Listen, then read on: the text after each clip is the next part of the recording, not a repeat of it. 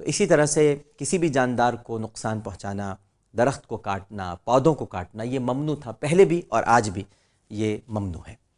سیرت ابن ہشام میں لکھا ہے کہ قصی نے مکے پر اقتدار قائم کرنے کے بعد پھر تعمیر نو کا منصوبہ قائم کیا، یعنی بنایا۔ لوگ جنگل کو کاٹنے سے بہت ڈرتے تھے، کیونکہ ظاہر ہے کہ یہ خودرو تھا، یہ خانہ کعبہ کے ارد گرد خود پیدا ہوا تھا، اور ان کا اعتقاد تھا کہ یہ تو اس کو کاٹا ہی نہیں جا سکتا، کیونکہ ان کے عقیدے میں اس کو کاٹنا ایک بہت بڑا گناہ تھا۔ چنانچہ قصی نے سب سے پہلے خود کلہڑا چلایا اور لوگوں کو یہ کہا کہ یہ دیکھو، بے شک درخت کاٹنا ممنوع ہے، ناجائز ہے، لیکن ان درختوں کے کاٹنے سے ہمارا مقصد آبادی ہے، بربادی نہیں ہے، تعمیر ہے، تخریب نہیں ہے۔ ہم تو کعبے کی توسیع کر رہے ہیں، ہم تو چاہتے ہیں کہ یہاں پر لوگ جوق در جوق آئیں۔ یہ درخت راہ میں رکاوٹ بن رہے ہیں، کانٹے چبھتے ہیں، بیری کا درخت ہے، کیکر کا درخت ہے، یہ تو تعمیر ہے۔ لوگ حضرت قصی کی اس بات سے مطمئن ہو گئے۔ یعنی یوں کہا جائے تو زیادہ بہتر ہوگا ناظرین کرام کہ ہمارے حضرت قصی جو تھے وہ روایت شکن تھے، روایت پرست نہیں تھے۔ سب سے پہلے روایت شکنی کا آغاز انہوں نے کیا۔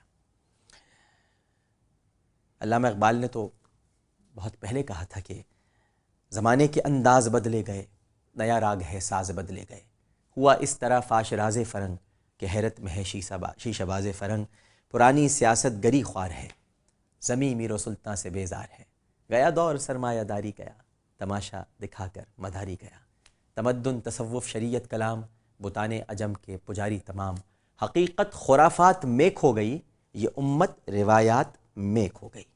تو یہ روایت شکن تھے۔ درختوں کو کاٹنے کے بعد انہوں نے ایک نقشے کے مطابق شہر کی تعمیر شروع کی اور خالی اراضی کے پلاٹ بنائے اور قریش کے ہر ایک خاندان کو ایک پلاٹ دے دیا۔ دوسرے لفظوں میں یہ بھی کہا جا سکتا ہے کہ ہر قبیلے کی الگ الگ کالونی آباد کر دی۔ یعنی کالونائزیشن جو ہے، کالونی کا تصور، کالونی کا آئیڈیا جو سب سے پہلے اہل عرب کو روشناس کرایا گیا، وہ حضرت قصی نے روشناس کرایا۔ قصی نے قریش کے ذہنوں سے اس عقیدے کو بھی ختم کیا کہ بیت اللہ کے قریب مکان نہ بنائے جائیں، اور انہوں نے قریش کے کچھ خاندان یہاں آباد کیے، لیکن انہیں یہ ہدایت بھی کی ساتھ ساتھ کہ کعبے کے قریب دوسری کوئی منزل تعمیر نہ کی جائے، یعنی ایک ہی منزلہ ہوگا، اس سے اونچا اس کو نہ بنایا جائے۔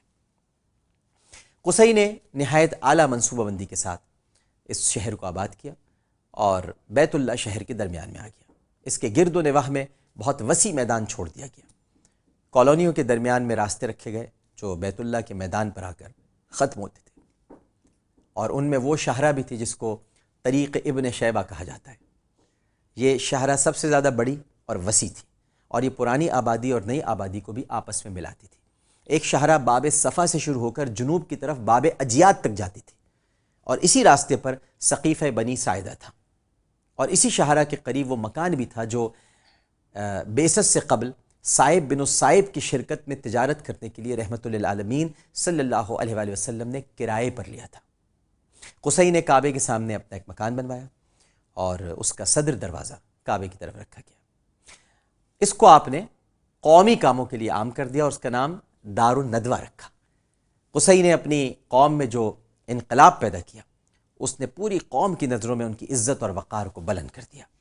ان کی عظمت قوم کے دلوں کی گہرائیوں میں پہنچ گئی اور لوگ ان سے برکت حاصل کرنے لگے۔ قصی کا ہر قول قانون کی حیثیت رکھنے لگا، یہاں تک کہ ان کے انتقال کے بعد بھی ان کے قول کی وہی تعظیم کی جاتی تھی جو ان کی زندگی میں تھی، ایسے جیسے کہ یہ کوئی مذہبی حکم ہو۔ قوم کے قلوب میں اپنی اتنی عظمت کے باوجود قصی نے ناظرین محترم نہ تو تاج شاہی سر پر پہنا اور نہ ہی خود کو ڈکٹیٹر کی حیثیت سے قوم کے سامنے پیش کیا، بلکہ وہ ہر کام میں مشورہ کرتے تھے، اور اسی لیے انہوں نے دار الندوہ بنایا۔ وشاورہم فی الامر، مشورے کو انہوں نے اپنی بنیاد بنایا تھا۔ مختلف فرائض مختلف قبائل میں آپ نے تقسیم کیے اور ان کو ان فرائض کا ذمہ دار بنایا۔ قصی بن کلاب نے عرب میں قریش کے اقتدار کو مضبوط کیا۔ انہوں نے فہر بن مالک کی تمام اولاد کو عرب کے مختلف خطوں سے سمیٹ کر مکے میں لا کر آباد کیا۔ چنانچہ پہلے سے جو قبائل یہاں آباد تھے وہ اقلیت میں تبدیل ہو گئے اور شہر مکہ پورا کا پورا بنی قریش کا وطن بن گیا۔ قصی بن کلاب نے ناظرین محترم تمام اطراف عرب سے آنے والے زائرین کی خدمت کا بہترین انتظام کیا، اور اسی کی بدولت رفتہ رفتہ عرب کے تمام قبائل اور علاقوں میں قریش کا اثر و رسوخ قائم ہو گیا۔ قصی بن کلاب قبیلہ قریش کے عالم بھی تھے، اور ان کو راہ راست پر ثابت قدمی سے چلتے رہنے کی تاکید کرتے رہتے تھے۔ یہ اپنی قوم کو جمعے کے روز جمع کرتے، اور اس وقت اس دن کو یوم العروبہ کہا جاتا تھا۔ میں نے آپ کو یہ پچھلے پروگرام میں بتایا، جو کہ ان کے جد حضرت مرہ نے اس کو نام دیا تھا یوم العروبہ کا۔ اور اسی دن انہیں وعظ و نصیحت کرتے اور انہیں آگاہ کرتے کہ ان قریب ان میں ایک نبی مبعوث ہونے والا ہے، جب وہ تشریف لائے تو اس کی دعوت کو قبول کرنے میں پس و پیش نہ کرنا، فوراً اس پر ایمان لے آنا۔ اگرچہ عمر بن لوہی الخزائی کی بدبختی کے باعث اصنام پرستی کی بیماری اہل مکہ اور اہل عرب میں بہت ہی مقبول تھی اور قبول عام حاصل کر چکی تھی، لیکن آپ اپنے خطبات میں اپنی قوم کو اصنام پرستی سے باز رہنے کی تلقین کرتے، کیونکہ آپ کے بچپن کا سارا زمانہ اپنے وطن سے بہت دور گزرا تھا، اس لیے یہ قصی دور افتادہ کے نام سے بھی مشہور ہو گئے تھے۔ کعب بن لوئی کی اولاد سے قصی پہلے شخص ہیں جن کو حکومت ملی، اور ساری قوم نے برضا و رغبت آپ کی اطاعت قبول کی۔ قصی کی شخصیت میں ہی حجابہ، رفادہ، سقایا اور ندوہ کے تمام اعزازات ایک قوم میں جمع ہو گئے۔ ان کی دانش مندانہ اور ناظرین محترم جرأت مندانہ قیادت کے طفیل قریش کو عزت کی زندگی بسر کرنے کا موقع ملا تھا، اور اس وجہ سے بھی یا اس واسطے سے بھی وہ قصی کے احسان مند تھے، اور ان کے ہر حکم کو دل و جان سے بجا لاتے تھے۔ ہر جوڑے کی شادی قصی کے گھر طے پاتی۔ جب بھی کوئی مشکل قوم کو پیش آتی تو وہ سب ان کے گھر جمع ہوتے اور اس مشکل سے چھٹکارا پانے کے لیے باہمی مشورہ کرتے۔ جنگ کی نوبت آتی تو جنگی علم باندھنے کا فریضہ قصی ہی انجام دیتے تھے۔ قصی کا ہر حکم ان کے لیے واجب العمل تھا۔ حضرت قصی نے دار الندوہ نامی جو عمارت تعمیر کی تھی، اس کا دروازہ حرم شریف میں کھلتا تھا، اور قصی اس میں بیٹھ کر قوم کے سارے مسائل باہمی مشورے سے حل کرتے۔ جب کبھی کسی اہم مشورے کے لیے وہ قوم کے سرداروں کو حاضر ہونے کا حکم دیتے تو وہ سب جتنے سردار تھے وہ سب حاضر ہوتے اور آپ کو مشورہ بھی دیتے، اور اس حاضری کو اپنے لیے فرض سمجھا کرتے تھے۔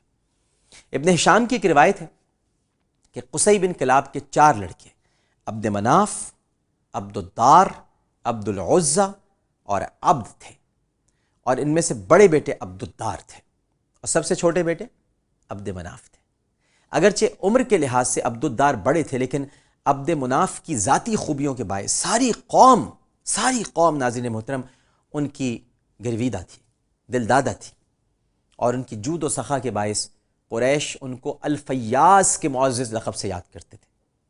لیکن قصی کو اپنے بڑے بیٹے عبد الدار سے بہت محبت تھی، لہٰذا انہوں نے ان 5 مناصب پر عبد الدار کو فائز کر دیا۔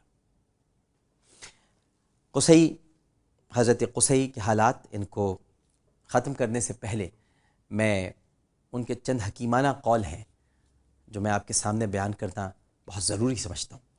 وہ کہا کرتے تھے کہ، اور کتنی اچھی بات کہتے تھے، آج کے حالات پر اگر آپ اس کو ثبت کریں اور حالات کو سامنے رکھ کر آپ محسوس کریں تو وہ کیا کہتے تھے، سنیے آپ ذرا۔ فرماتے ہیں کہ جس نے کسی سفلہ مزاج اور کمینہ خصلت آدمی کا احترام کیا، وہ گویا اسی کی کمینگی میں حصے دار ہے۔ یعنی سفلہ مزاج سمجھتے ہیں؟ زہریلا آدمی، سفلہ مزاج سازشی آدمی، سفلہ مزاج چھوٹا آدمی۔